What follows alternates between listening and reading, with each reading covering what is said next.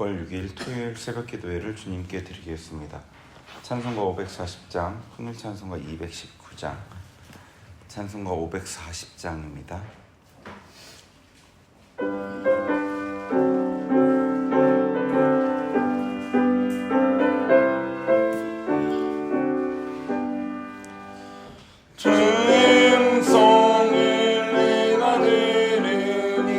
사랑한단 말일세 믿는 마음으로 주께 나오니 나를 영접하소서. 내가 매일 십자가 앞에 더 가까이 가오니 그새 주의 흘린 보배 피로써 나를 정케 하소서. 주여 넓으신 은혜 베푸사 나를 받아주시고 나의 품은 뜻 주의 뜻같이 되게 하여 주소서. 내가 매일 십자가 앞에 더 가까이 가오니 그새 주의 흘린 보배 피로써 나를 정케 하소서. 주의 보좌로 나아갈 때에 어찌하니 기쁠까. 주의 얼굴을 항상 배우니 더욱 친근합니다.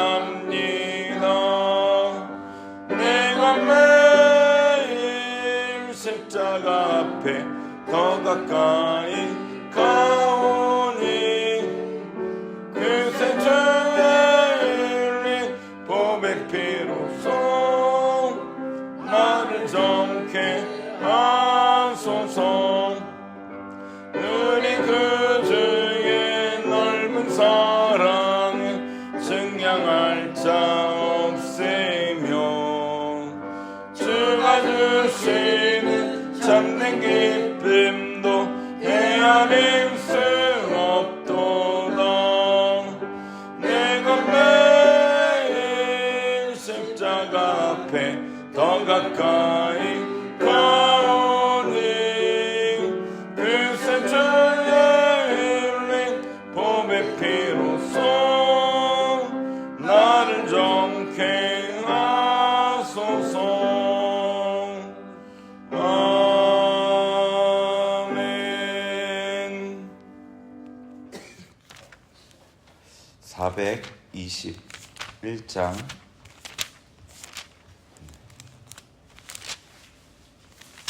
통일 찬송가 210장 421장입니다.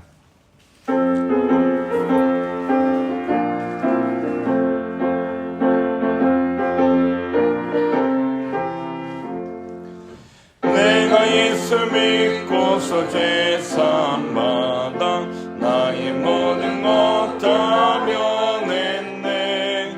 지금 내가 가는 길 천국 길이요 주의 피로 내 죄가 씻겼네. 나의 모든 것 변하고 깊이로 구속받았네. 하나님은 나의 구원 되시오니 내게 정죄함 없겠네. 주님 맑은 빛 되사 어둠에 치니 나의 모든 것 다 면했네. 지금 내가 주 앞에 온전케 되며 주의 공로를 의지함일세. 나의 모든 것 변하고 깊이로 구속받았네. 하나님은 나의 구원 되시오니 내게 정죄함 없겠네. 내게 성령이 임하고 느끼신 사랑 나의 맘에 가득 채우며 모든 공포 내게서 물리치시니 내 맘 항상 주 안에 있겠네. 나의 모든 것 변하고 깊이로 구속받았네.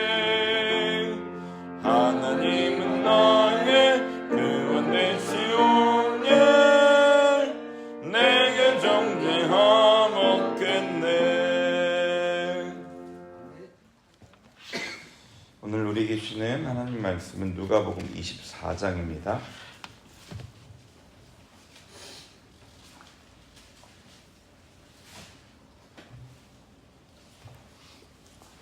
누가복음 24장 한 절씩 교독하겠습니다. 안식 후 첫날 새벽에 이 여자들이 그 준비한 향품을 가지고 무덤에 가서 돌이 무덤에서 홀로 옮긴 것을 보고 들어가니 주 예수의 시체가 보이지 아니하더라. 이로 인하여 거짓말 때에 문득 찬란한 옷을 입은 두 사람이 곁에 섰는지라. 여자들이 두려워 얼굴을 땅에 대니 두 사람이 이르되 어찌하여 살아있는 자를 죽은 자 가운데서 찾느냐. 여기 계시지 않고 살아계신 갈릴리에 계실 때에 너희에게 어떻게 말씀하셨는지를 기억하라. 이르시기를 인자가 죄인의 손에 넘겨져 십자가에 못 박히고 제3일에 다시 살아나야 하리라 하셨느니라 한데 그들이 예수의 말씀을 기억하고 무덤에서 돌아가 이 모든 것을 11 사도와 다른 모든 이에게 알리니 이 여자들은 막달라 마리아와 요한나와 야고보의 모친 마리아라. 또 그들과 함께한 다른 여자들도 이것을 사도에게 알리니 사도들은 그들의 말이 허탄한 듯이 들려 믿지 아니하나 베드로는 일어나 무덤에 달려가서 구부려 들여다 보니 세마포만 보인지라. 그된 일을 놀랍게 여기며 집으로 돌아가니라. 그날에 그들 중 둘이 예루살렘에서 25리 되는 엠마오라 하는 마을로 가면서 이 모든 된 일로서 서로 이야기하니라. 그들이 서로 이야기하며 문의할 때에 예수께서 가까이 이르러 그들과 동행하시나 그들의 눈이 가려져 그의 줄 알아보지 못하거늘. 예수께서 이르시되 너희가 길 가면서 서로 주고받고 하는 이야기가 무엇이냐 하시니 두 사람이 슬픈 빛을 띠고 머물러 서더라. 그간 사람은 글루브라 하는 자가 대답하여 이르되 당신이 예루살렘에 체류하면서도 요즘 거기서 된 일은 혼자만 알지 못하느냐. 이르시되 무슨 일이냐. 이르되 나사렛 예수의 일이니 그는 하나님과 모든 백성 앞에서 말과 일에 능하신 선지자이거늘 우리 대제사장들과 관리들이 사형 판결에 넘겨주어 십자가에 못 박게 하였느니라. 우리는 이 사람이 이스라엘을 속량할 자라고 바랐노라. 이뿐 아니라 이 일이 일어난 지가 사흘째요. 또한 우리 중에 어떠한 여자들이 우리로 놀라게 하였으니 이는 그들의 새벽에 무덤에 갔다가 그의 시체는 보지 못하고 와서 그가 살아나셨다 하는 천사들의 나타남을 보았다 함이라. 또 우리와 함께하는 자 중에 사람이 무덤에 가야 과연 여자들이 말한 바와 같은 걸 보았으나 예수는 보지 못하였느냐 하거늘. 이르시되 미련하고 선지자들이 말한 모든 것을 마음에 더디 믿는 자들이여 그리스도가 이런 고난을 받고자 영광에 들어가야 할 것이냐 하시고 이에 모세와 모든 선지자의 글로 시작하여 모든 성경에 쓴 바 자기에 관한 것을 자세히 설명하시니라.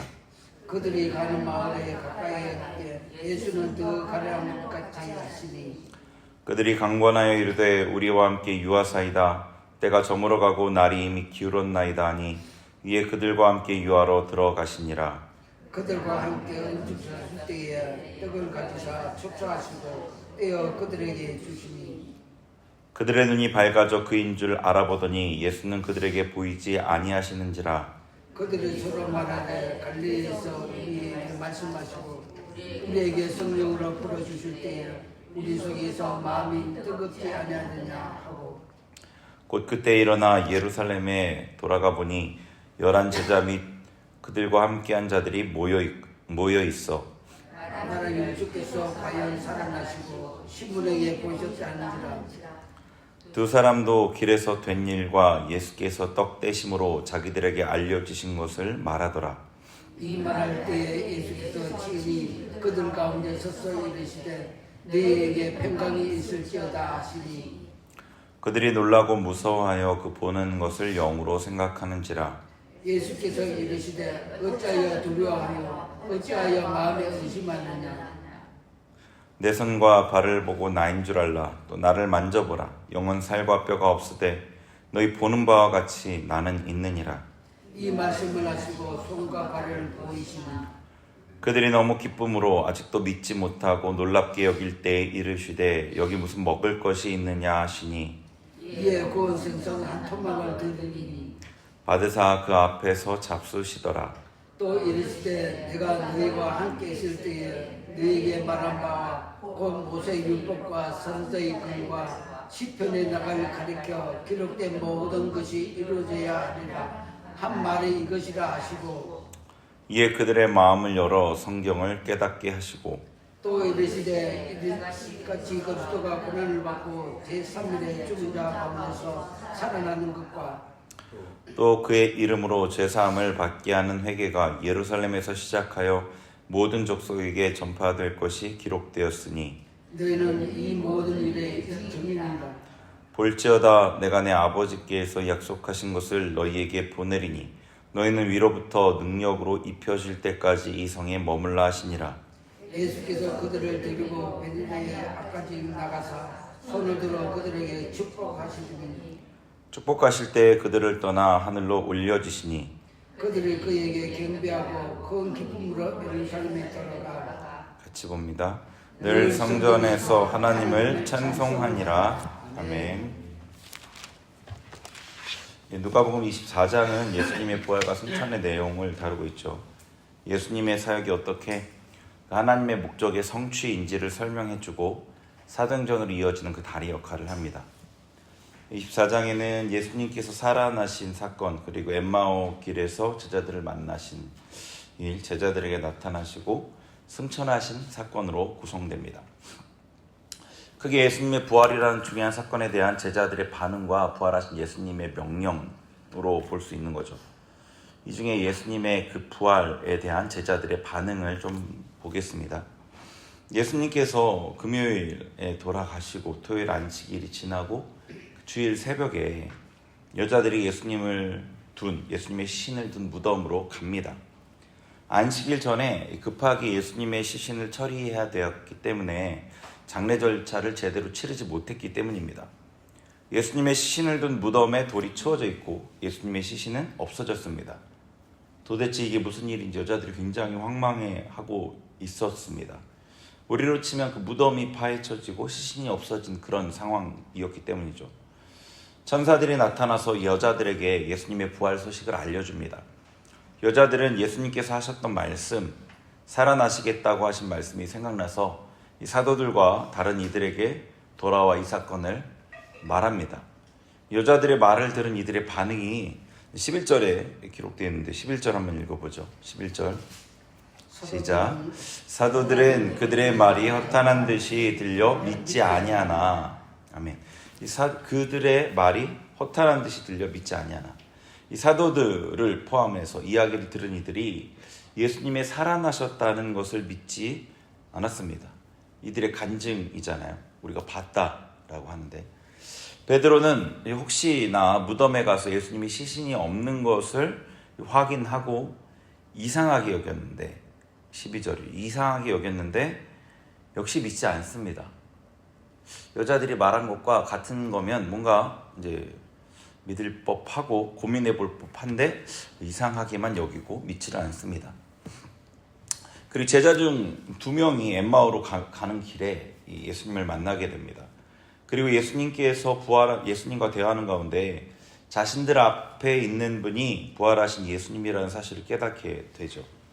대화 중에 예수님께서 호련히 사라지시고 이 사실을 알리기 위해 놀란 제자들이 예루살렘으로 돌아옵니다. 그때 베드로도 부활하신 예수님을 만났기에 함께 있는 자들에게 이제 이미 그 얘기를 했고요. 그때 무리 가운데 예수님께서 나타나셔서 자신을 드러내십니다. 여러 사람들의 증언이 있고 예수님이 실제로 자기의 모습도 드러냈습니다. 그런데 그곳에 있었던 예수님을 본 이들의 반응은 믿음이 아니었죠. 37절, 37절 같이 읽어보겠습니다. 그들이 놀라고 무서워하여 그 보는 것을 영으로 생각하는지라. 아멘. 예수님께서 살아나셨다는 것을 본 이들의 여러 명의 간증, 그것을 넘어서서 예수님이 눈앞에 보이는데도 예수님의 부활을 믿지 못하고 예수님이 영으로 나타나신 것이다 이 생각하는 거죠.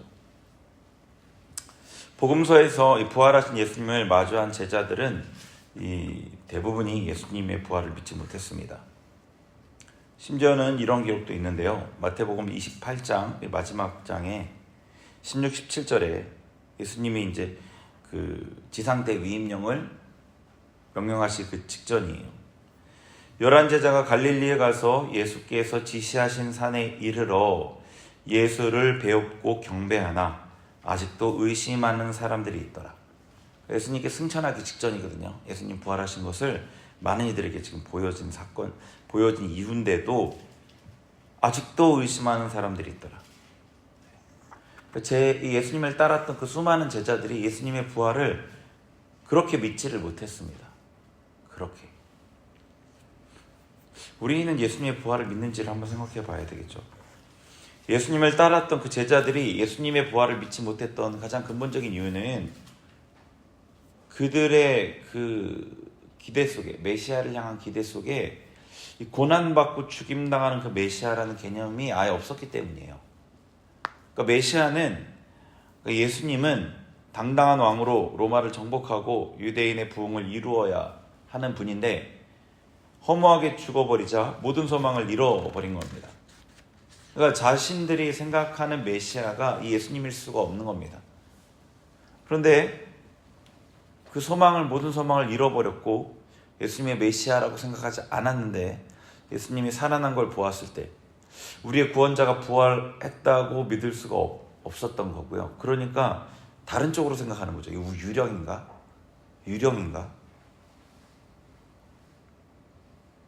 이에 대해서 예수님은 제자들에게 말씀을 깨닫게 하셨습니다. 우리 24장 25에서 27절 한번 읽어보죠. 25절에서 27절 시작. 이르시되 미련하고 선지자들이 말한 모든 것을 마음에 더디밌는 자들이요 그리스도가 이런 고난을 받고 자기의 영광에 들어가야 할 것이 아니냐 하시고 이에 모세와 모든 선지자의 글로 시작하여 모든 성경에 쓴 바 자기에 관한 것을 자세히 설명하시니라. 아멘. 자, 미련하고 선지자들이 말한 모든 것을 마음에 더디 믿는 자들이요. 이 제자들에 대한 예수님의 지금 진단인데 그들은 자기들이 갖고 있는 고정관념, 메시아에 대해서 물론 이 랍비들이 성경을 갖고 설명을 했겠지만 잘못된 해설이었잖아요. 그 고정관념이 있고 예수님이 말한 것은 하나도 그들에게 받아들여지지 않았던 거예요. 하나님의 말씀을 근거로 예수님께서 그동안 제자들에게 여러 번 자신의 죽음과 부활에 대해서 얘기하셨는데 그거를 받아들이지 못하는 겁니다. 미련하고 하나님의 말씀, 선지자들이 말한 것을 마음에 더디 믿는 자들이요. 그 예수님께서 그들에게 성경을 열어주시는 거죠. 그리고 그들의 어떤 고정관념을 하나님 말씀으로 바꿔주셨습니다. 그러니까 이제 그들의 눈이 밝아져서 예수님 이제 알아본 거죠. 44절도 한번 볼게요. 44절 시작. 또 이르시되 내가 너희와 함께 있을 때에 너희에게 말한 바 모세의 율법과 선지자의 글과 시편에 나를 가리켜 기록된 모든 것이 이루어져야 하리라 한 말이 이것이라 하시고. 아멘. 이에 그들의 마음을 열어 성경을 깨닫게 하시고 그 엠마오로 가는 두 제자에게 했던 처방과 동일한 처방을 하십니다.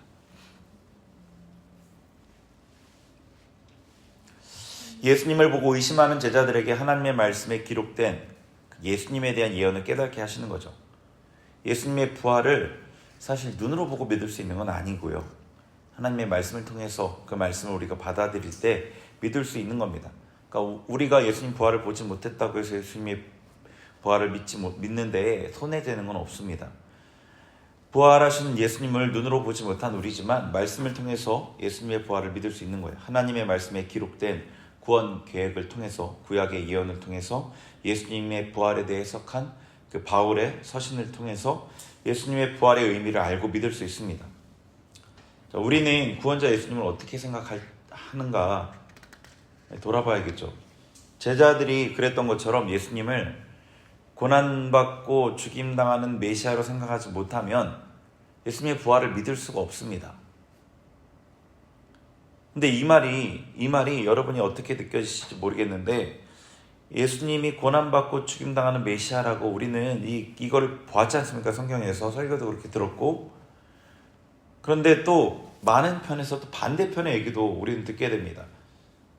예수님 고난받고 죽임당하는 메시아에 대한 예수님이 아닌 반대편의 얘기도 듣습니다.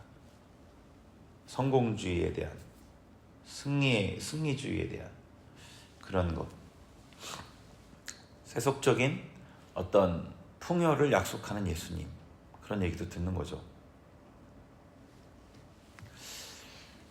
이 고난당하고 죽임당하신 메시아 예수님을 쫓는다는 것이 어떤 의미인지를 알고 있는지, 그걸 믿고 있는지, 그거를 얘기하는 거죠. 우리가 예수님을 믿는다는 게 과연 어떤 삶인지, 하나님 말씀을 우리가 정직하게 대면하면 이 제자의 길은 결코 이 땅에서의 평안한 삶의 약속이 아니고 이 땅에서의 영광의 삶의 약속이 아니거든요. 너무 잘 아시지 않습니까? 우리는 자주 제자의 길에 대한 하나님의 말씀을 외면하고 나의 필요를 채워주고 나의 육적 욕구를 채워주는 예수님을 기대하곤 하죠. 그러면 우리는 제자들처럼 예수님의 부활을 믿을 수가 없습니다. 그 부활을 믿지 못하는 것은 우리의 삶의 어떤 반응을 통해 나타나고, 그 우리의 중심의 진정한 모습이 반응으로 가장 극명하게 나타날 때는 우리가 어려운 상황에 처했을 때이죠. 예수님의 부활을 믿지 못하면 이 땅의 어려움을 만났을 때 두려워하게 됩니다. 죽음을 두려워하는 거죠. 다시 살아날 것을 믿는 사람이라면 죽음을 두려워하지 않을 겁니다. 죽음을 두려워하지 않으면 사실 못할 일이 없죠. 죽음을 두려워할 때 이 죽음의 세력을 잡은 자 마귀에 의해서 우리는 휘둘리게 되거든요. 예수님을 어떤 분으로 믿고 따르는지를 다시 생각해 봐야겠습니다. 어쩌면 우리의 신앙이 능력이 없는 이유, 능력을 잃은 이유, 우리의 신앙의 선배들에 비해서 우리의 신앙이 부족해 보이는 이유, 우리가 신앙생활에서 충만함을 누리지 못하는 이유는 아마도 예수님을 바로 알지 않아서, 예수님을 바로 믿지 않아서, 그 결과로 실제로는 예수님을 따르지 않아서일지도 모르겠습니다. 제자들이 예수님의 부활을 믿지 못했습니다. 과연 나는 정말 예수님의 부활을 믿는지, 그래서 예수님을 따르는지, 죽어서 부활하신 분, 죽어서 영광을 얻으신 분, 부활하신 예수님을 따를 때 나도 부활할 것이라는 사실을 정말로 믿는지, 하나님 앞에 정직하게 자기의 마음을 돌이키면서 긍휼을 구했으면 좋겠습니다. 저희 같이 기도하겠습니다.